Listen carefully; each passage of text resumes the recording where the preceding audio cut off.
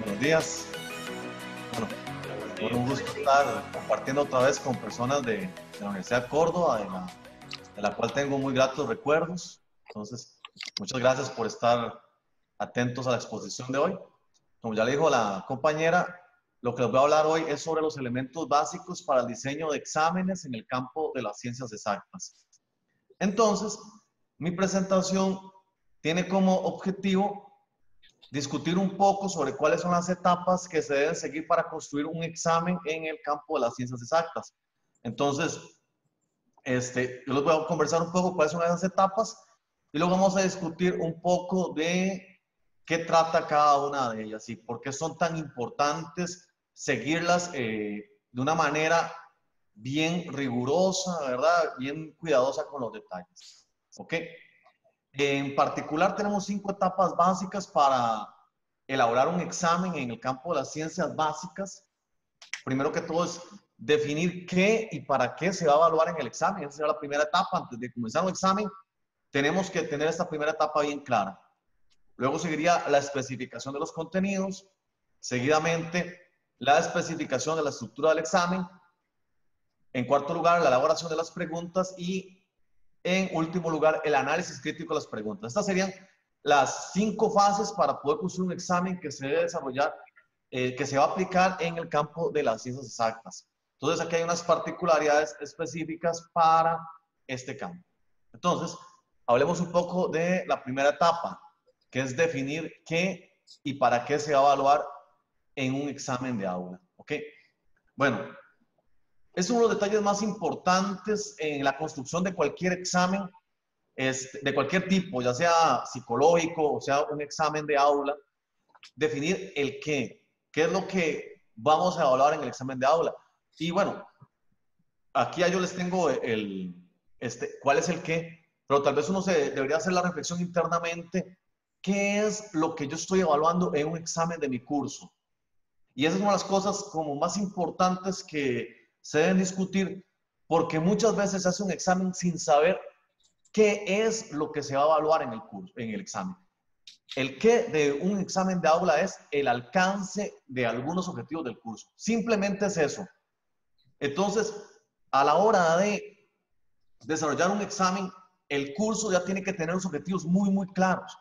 Y ese es uno de los problemas más grandes porque cuando a veces se elaboran los objetivos de un curso, no se les da mucha importancia, pero esto es lo que va a dirigir la evaluación.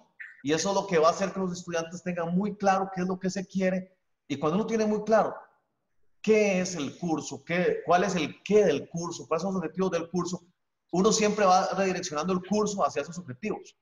Y ese es el problema más grande que tenemos en la evaluación de aula, que a veces ni los mismos docentes saben cuáles son los objetivos del curso, qué es lo que quiere el docente.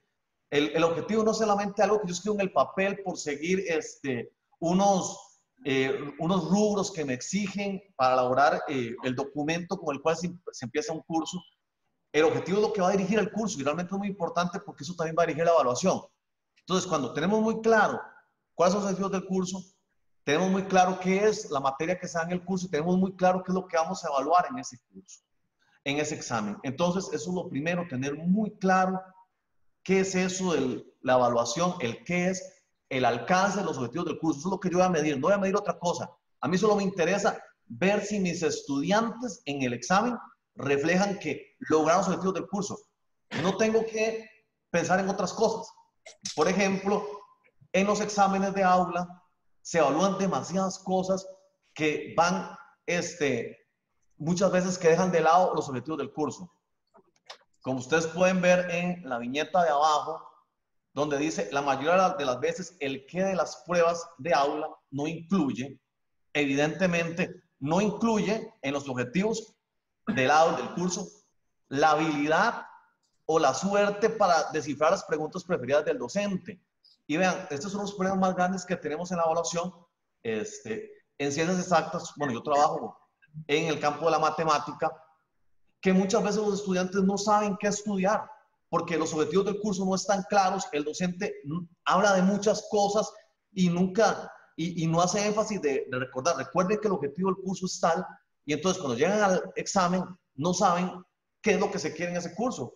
Entonces, al no tener claro qué es lo que se quiere en ese curso, muchas veces los exámenes miden la habilidad o la suerte para que de que el estudiante descifre qué es lo que le gusta al docente.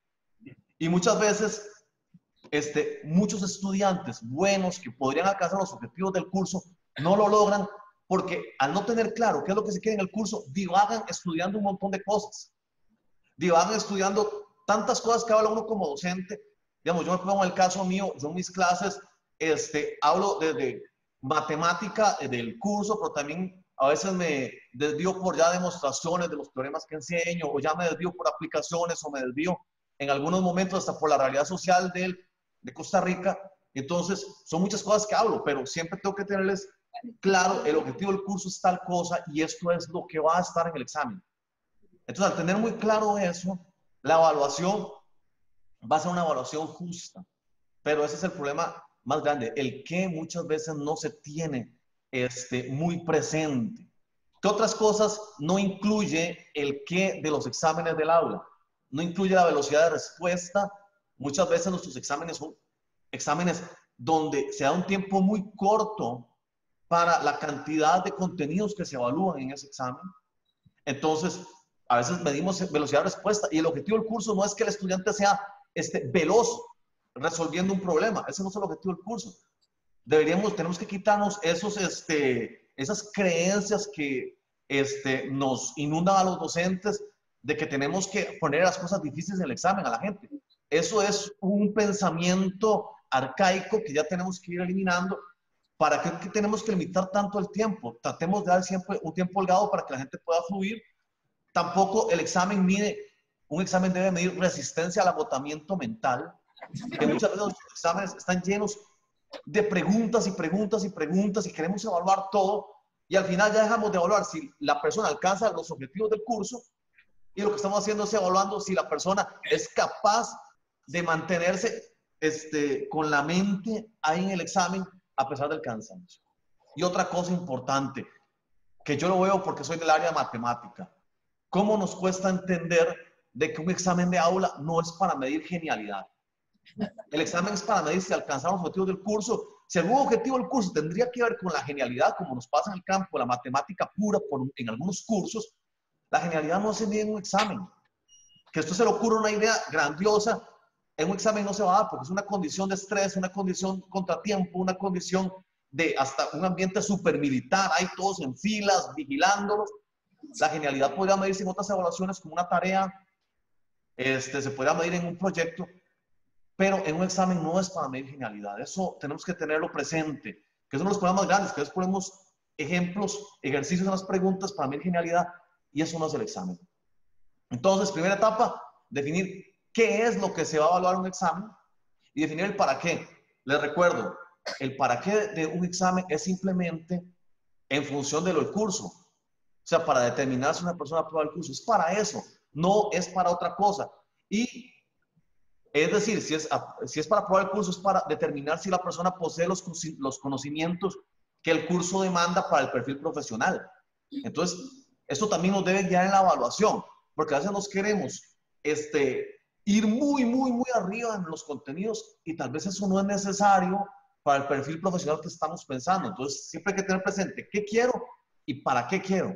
Eso nos va a limitar mucho la cancha y nos va a decir en dónde me puedo mover y también le va a dar una idea a los estudiantes de qué es lo que se quiere en el examen. Bueno, la segunda etapa, la especificación de los contenidos. Okay, es una etapa muy sencilla donde solo tenemos que decidir cuáles son los objetivos del curso que se van a evaluar. Eso debería estar siempre muy, muy claro. Los estudiantes lo deberían tener muy, muy claro. No debería haber como tanto problema en saberlo, pero lo que pasa es que muchas veces ni los mismos estudiantes ni los mismos docentes tienen muy claro qué es lo que hacer en el examen. Y esto debería ser una regla que nos debe regir siempre. El examen debe ser un reflejo de las clases. Entonces, en educación, cuando hacemos un examen, siempre se nos pide hacer algo que se llama un cuadro de balance. Simplemente es, enlistamos los objetivos del curso, apuntamos cuántas horas de clases se le dedicó a cada objetivo del curso y en función de las horas de clases se saca el porcentaje de puntos que debe tener el examen para cada objetivo. Y es una de las cuestiones que a veces nos cuesta porque a veces nos gusta más un objetivo que otro, pero le dedicamos mucho tiempo a un objetivo previo. Y tenemos que ser justos porque ese fue un objetivo que le dedicamos tiempo, y entonces, como le dedicamos tiempo, en la misma proporción debería ser reflejado en el examen. Entonces, nunca deberíamos hacer un examen sin cuadro o balanceo. Y tendríamos que tener la transparencia y la honestidad de poder presentarse a los estudiantes. Que ellos sepan, bueno, le dedicamos una semana a tal tema y tenemos 5 semanas de clases para el examen. Entonces, estamos hablando de que 1 de 5, el 20% del examen se va a dedicar a este tema, porque yo le dediqué una semana. No puedo ignorarlo simplemente. Entonces, en educación, una regla básica para todo examen es el cuadro balanceo. El asunto es que muchas veces este cuadro se deja de lado y se caen unos problemas de la evaluación más grande que se llama la sobrerepresentación del constructo o la subrepresentación del constructo. ¿Qué quiere decir eso? Que evaluamos mucho un tema o dejamos de lado un tema también importante. Y lo cual es totalmente injusto porque, como ya les dije, muchas veces los estudiantes ni siquiera tienen tan claro qué es lo que se evalúa en el examen. Y entonces, si nos enfocamos en solamente una parte, que fue la que él no estudió, es algo totalmente injusto. La tercera etapa, vamos a ver para pasarlo por acá, es la determinación de la estructura del examen. ¿Ok? Entonces, en esta etapa tenemos que definir 3 elementos básicos del examen. La longitud. Vea, para la longitud del examen, yo les recomiendo una cantidad corta de preguntas que evalúen cada objetivo de forma variada. Entonces, una cantidad corta, no hay que evaluarlo todo, que es uno de los problemas más grandes, que uno quiere, si vio un método de algún, no sé, de lo que sea, uno quiere evaluar todas las formas que se puede ver ese método. No se puede evaluar todo, hay que elegir, ¿verdad? Eso sí, de una forma variada, pero tiene que ser una cantidad corta por cada objetivo. No tenemos que cansar a la gente, porque el examen no es una medida exhaustiva, es una medida representativa, lo que tenemos ahí. Y en esta longitud, ¿verdad? Evitar ejercicios que repitan procesos. Bueno, luego les hablaré un poco más de eso. ¿Qué otra cosa tenemos que tener presente cuando tenemos la estructura? El tipo de preguntas. Y aquí quiero hablar un poco de esto. ¿Cuáles son los tipos de preguntas que debemos incluir en el examen? Son preguntas similares a las que vimos en clase. Y entonces, ¿qué nos topamos? En el campo de las ciencias exactas, hacemos muchos ejercicios en nuestras clases que son de procedimientos, ejercicios que son prácticamente de lo que llamamos de desarrollo o respuesta construida, respuesta larga. ¿Y qué pasa? Venimos al examen y los evaluamos, estos procesos que vimos de manera larga, de manera de desarrollo, los evaluamos de forma de marcar con X, de respuesta corta, lo cual difiere totalmente de cómo se enseñó en la clase. Y entonces, ¿qué pasa? Que si ustedes se meten en teoría psicológica, se van a dar cuenta de que para resolver un problema de marcar con X, de respuesta corta o desarrollo, se utilizan estrategias distintas. Entonces, si vamos a evaluar con marcar con X, deberíamos en nuestras clases enfocarnos en resolver ejercicios donde la gente tenga que utilizar el marcar con X. No podemos venir a evaluar las formas de manera diferente a como las enseñamos. Y la otra cosa importante, la forma tiene que ser apropiada para el objetivo. Y entonces, si tenemos objetivos procedimentales, objetivos donde hay que desarrollar procesos largos, no tiene sentido desde el punto de vista educativo evaluar procedimientos largos con preguntas de marcar con X o respuestas cortas o de asocies, porque estos tipos de preguntas son para procesos inmediatos, no para procesos construidos, que son los problemas más grandes que tenemos en la evaluación. Claro, la evaluación no refleja el proceso que se desarrolla en clase. Bueno, ¿cómo debe ser la dificultad de las preguntas? Como se lo dije, igual a las vistas en clase. El examen no es para que uno se ponga a inventar preguntas o a crear cosas nuevas. No, no, no, no. El examen es para ver si las personas logran alcanzar el objetivo que yo como docente me esforcé para que mis estudiantes alcanzaran. Entonces, no tiene sentido que si yo me esforcé para que un corredor logre un buen tiempo, una carrera de 10 kilómetros, lo ponga después a trabajar en una carrera de 20 kilómetros. Es una cuestión como totalmente inverosímil. Y por último, en esta etapa, la tercera, el tiempo. El tiempo, como les dije, tiene que ser suficientemente amplio para resolver el examen. Ya alguna vez les había comentado, la regla de dedo que se utiliza muchas veces es el tiempo para el examen debe ser 5 veces el tiempo que dura el profesor resolviéndolo. Debe ser eso. El profesor ya sabe cómo hacer el ejercicio, no tiene que pensar, solamente tiene que, como decimos aquí en Costa Rica, fluir, dejar correr el lapicero. Entonces, no tiene que razonar qué método usar, solamente ya su mente lo hace automático. Entonces, lo mínimo es darle por lo menos 5 veces el tiempo que duramos. Entonces, por ejemplo, en el caso mío, en mis exámenes yo doy 2 horas de tiempo generalmente. Entonces, ese examen yo tengo que estar resolviendo en aproximadamente 25 minutos. O sea, no puedo durar más de 25 minutos y les voy a dar 2 horas a mis estudiantes. Ok. La cuarta etapa, la construcción de las preguntas. Las preguntas, como les dije anteriormente, deben reflejar claramente el qué del examen. Tienen que ir apuntando al objetivo del curso. No pueden desviarse. Quiero ver si mis estudiantes dominan el objetivo del curso y lo lograron, si lo alcanzaron. Y eso implica que el peso principal de la pregunta debe estar en el objetivo de evaluación. Si su objetivo de evaluación tiene muchos elementos procedimentales de otros cursos, usted tiene que esforzarse porque el objetivo que tiene que ver con su curso sea el que tenga más peso en esa evaluación. A veces nos gusta como a llamar los conocimientos de todos los cursos y la pregunta se vuelve más conocimiento de otros cursos que conocimiento del propio curso. Entonces tenemos que tener presente, si el objetivo es la combinación de procedimientos, está bien, pero si el objetivo es solamente algo de ese curso, deberíamos tener cuidado a lo que le damos peso. Luego, el puntaje debe ser de acuerdo a la cantidad de pasos que demanda el ejercicio. Un ejercicio procedimental, deberíamos contar los pasos de la solución óptima para determinar los puntos.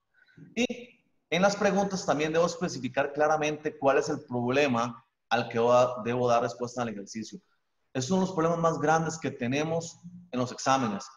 Los estudiantes pasan minutos valiosos descifrando qué es lo que quiere decir el profesor. Yo les recomiendo que ustedes traten de dar sus exámenes a otras personas para que lo revisen y les digan así, honestamente, si entienden qué es lo que se quiere resolver en el examen. Vean, muchas veces uno cree que escribe claro, pero cuando la otra persona lo lee, se da cuenta que hay muchos elementos que uno tenía en la mente que no están reflejados en el enunciado. Ok, les voy a dar un ejemplo que tiene que ver con el peso principal de la pregunta. Por ejemplo, si mi objetivo es, esto es sencillito, calcular áreas de rectángulos, recordemos que el área de rectángulo es multiplicar solamente los dos lados adyacentes, y yo hago una pregunta así, ¿cuál es el área del rectángulo cuyo largo y ancho miden estas dos medidas de acá? Okay. Mi objetivo es el área del rectángulo, es una pregunta, aquí les puse de selección única.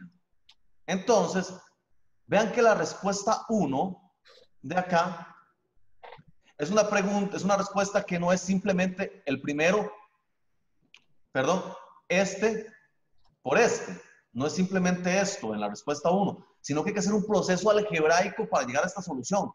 Entonces, ese ítem tiene más peso en la operación algebraica que en descifrar y utilizar la fórmula del área. En cambio, la respuesta 2 sí va directo, va de una vez a establecer el área del rectángulo. Entonces vean que aquí le estoy dando el peso a lo que yo quiero en mi objetivo. Si mi objetivo fuera combinar procedimientos algebraicos con áreas de rectángulos, ya ahí cambia la cosa. Pero en este caso mi objetivo es calcular áreas de rectángulos. Es solamente eso y no tengo por qué desviar. Bueno, igual construir preguntas, eso es todo un curso, ¿verdad? Yo les podría hablar un montón de cada tipo, pero quiero hablarles en los minutos que me quedan un poco sobre una práctica que yo conversaba con Javier que se da mucho en la Universidad de Córdoba. Entonces hay que conversar. que dice que es utilizar ítems de marcar con X en procesos de desarrollo. Entonces tenemos procedimientos larguísimos que al final solamente se decide si está bueno o está malo por la respuesta final, lo cual es totalmente antipedagógico. Entonces, aquí tendremos que pensar alguna forma de cómo utilizar marcar con X en procesos de desarrollo de una manera no tan injusta. Entonces, cosas básicas, aspectos básicos. Cuando hagan preguntas de marcar con X en procesos para procesos de desarrollo, lo cual no es correcto, pero si se va a hacer, al menos yo les pido, no pongan respuestas que se obtengan por errores de cálculo en el proceso correcto. Entonces, que los distractores que pongan en las de marcar con X sean respuestas totalmente alejadas del uso del procedimiento correcto. No tenga nada que ver con eso. Por ejemplo, si en la pregunta previa, que era del área, esta es la forma en que se hace correctamente. Si la persona hace un error de cálculo tan sencillo como que -1 más 2, les hace un error y les dice es -1, y yo pongo esto como respuesta, es totalmente injusto. Porque la persona sí sabía hacer el procedimiento, pero yo estoy aprovechándome de un error clásico de que es que la gente confunda el signo. Entonces, estoy penalizando a alguien que sabe hacerlo, que podría alcanzar el objetivo del curso, lo estoy penalizando por una cuestión totalmente mínima. Un consejo sería, pongan en las opciones procesos erróneos. Un proceso erróneo en este caso, ¿cuál sería? Aquí estoy trabajando con el área. Un proceso erróneo sería que la persona trabaje con el perímetro, por ejemplo. Ok. Otra forma que tal vez sería como más justa para evaluar procedimientos de desarrollo es una que más o menos se ha investigado en los últimos años, es utilizar ítems que evalúen el planteamiento de la estrategia. Entonces usted en un proceso de desarrollo lo que pregunta es cuál estrategia se utiliza, y luego en otra, ¿por qué es que este paso es válido? Por ejemplo, les presento aquí una pregunta, el objetivo es calcular integrales indefinidas, y la pregunta es por cuál método se puede calcular esta integral. Lo que hago es que le pongo los 3 métodos, no les pongo la solución, solamente les pregunto por cuál método se debe ir, y entonces ya la persona, estamos hablando si la persona sabe cuál es el método. Luego, también podría poner el método desglosado, aquí ya hasta la solución, y preguntarles elementos de la solución para ver si la persona realmente la comprende.